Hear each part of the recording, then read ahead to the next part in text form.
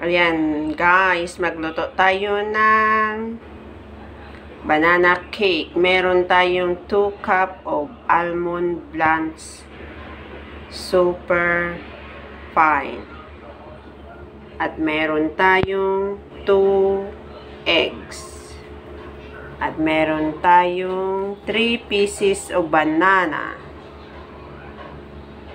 At meron tayong 1/2 teaspoon of vanilla extract.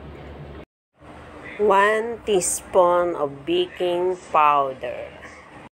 1/2 teaspoon of salt. Ito lang yung mga ingredients natin.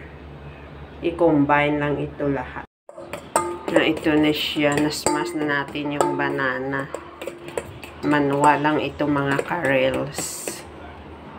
Ilagay natin yung itlog. At ilagay natin yung flour.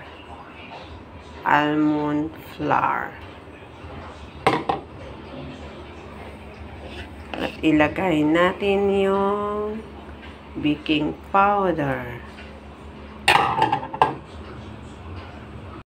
At ito yung salt natin.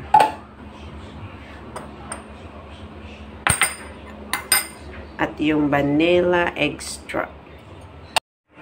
I-stir natin.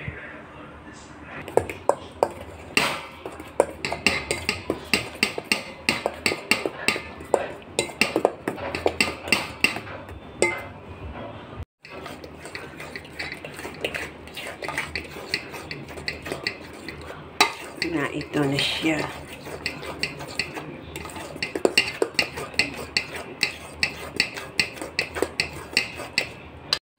Dito natin ilagay. Lagyan natin ng baking paper.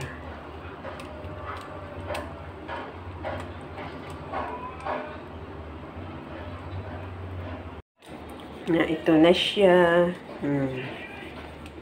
Ayan na siya guys, nakaset na siya. 55 minutes lang yung ano natin, yung time. Hintayin natin na mainit yung oven, then ilagay siya.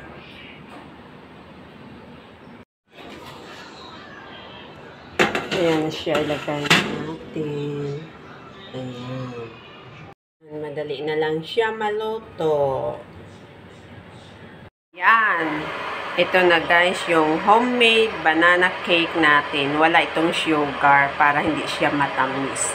Na sobrang tamis. Ayan na siya, ang banana cake natin. Na katamtaman lang yung tamis. Ayan.